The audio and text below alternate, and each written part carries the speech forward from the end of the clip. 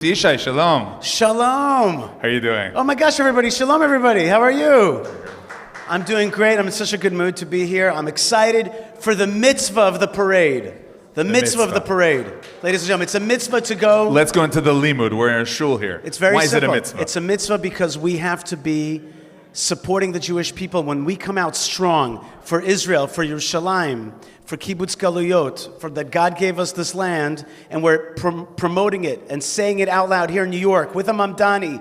As a mayor, it's a mitzvah to stand together with Am Yisrael. Were you surprised that he actually decided not to come? No, I respect him. I like an overt enemy, right? It's better that he tells us what he is. He says, I'm against you all the way. He's not two-faced.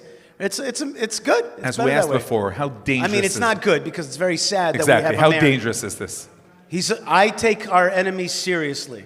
Always take our enemies seriously. We have to take our enemies seriously, and when there's somebody out there that calls to destroy Israel, which is what he wants, we have to take it seriously. So let's talk about this battlefield. On the other hand, media. he's like a Haman, right? Like when he gets the ring, then maybe in New York Jews and American Jews think to themselves, maybe it's time to buy that apartment in Eretz Yisrael, and that's a good thing. Okay, we'll get to Aliyah in a moment, but I want to talk about this battlefield, the battlefield of facts, truth, lies. You're out there on the media. We see you on Piers Morgan. We see you on Arab sometimes channels. Don't you tell yourself sometimes, it's not worth it. They hate us. They'll hate us. It's lies. I won't show them the facts and they'll suddenly understand. Why are you continuing, not getting tired at all? It's a very good question because you could just say, who cares what they think? Who cares what the Goyim think? That kind of thing. You could totally say that. But the truth is lies must be countered. You can't allow lies to spread out without any pushback against it. Like in law, if you even, let's say, pay taxes on a property that you don't own, people still remember that you made a claim for it. You got to make a claim for truth. But on the other hand, we can't be the kind of people that all day long want to prove to the other people that we're okay, that we're just. We have to have both sides. One side's got to be like, I'm on this land, and if you understand that, that's good. And if you don't understand that, that's also okay. So in the machloket about the word hasbara, which basically means explaining, where are you? I don't use that word myself, hasbara. I use, It's not about explaining. It's just about telling the truth. Well, it's about when you're it's about putting that posture out that we're strong. The first thing is, at least in my media work, is that my main thing is you got to know that Israel's strong. Wow. You got to respect us. So what kind of responses do you get that surprise you on the positive level, first of all? Well, the positive, just here, just meeting a person like Sarala here and other people, meeting people that are touched by the stuff that you make, that want to buy that apartment in Israel, come closer to Yiddishkeit. But some would say preaching to the choir. I want to ask if you really preaching to the choir is important. Important. That's also. You know what they call when the guy that's preaching to the orchestra, what's that called? The conductor, okay? You know the guy that's speaking to the basketball team, he's called the coach, okay? Nobody says that's preaching to the choir. It's important to speak with our base people. That's why I'm here today with you in Queens. Great. It's important. But it's also important to get out there because the battle's for every soul. There's a ton of people out there that are being taught lies, and they can go the other way. And do you feel so you have sometimes where people say, you know what, I didn't think about that. Sure. Especially when you get out on big shows like Piers Morgan, and the attitude. If you have the attitude of strength, more than logic of like how to argue Talmudically, people are like, the stance, the posture. Yeah. We're right.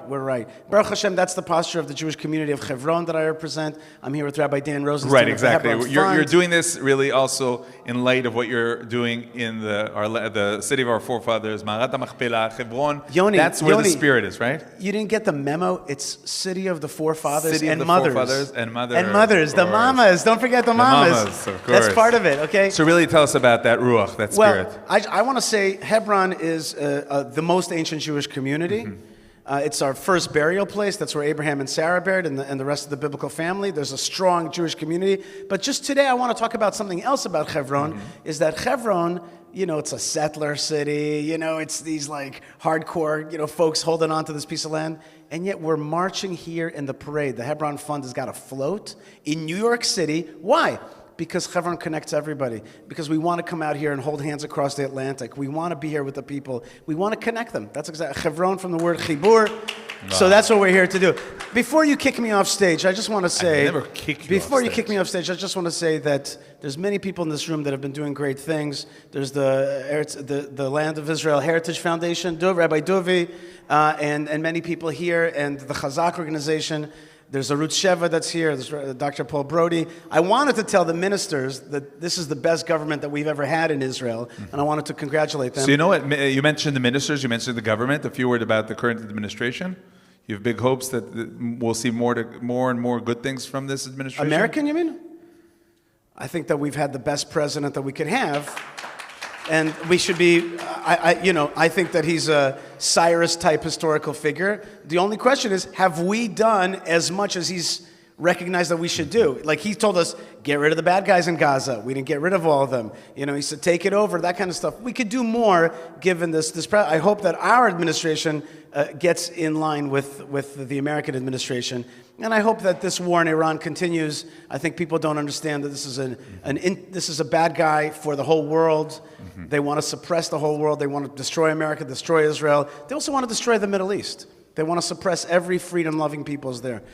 You hope it'll continue. You cut me off. I just wanted to say, guys, can I have your attention for a second? I just want to say that Yoni Kempinski has been doing amazing work in Hebrew and in English. Nobody does switch hitting except for Netanyahu. There's Netanyahu, then Yoni Kempinski, okay? And really, I want to thank you for all your amazing years of work for Am Yisrael. Yishai Fleisher, thank you very much. Toda rabba. Thank you very much for joining us.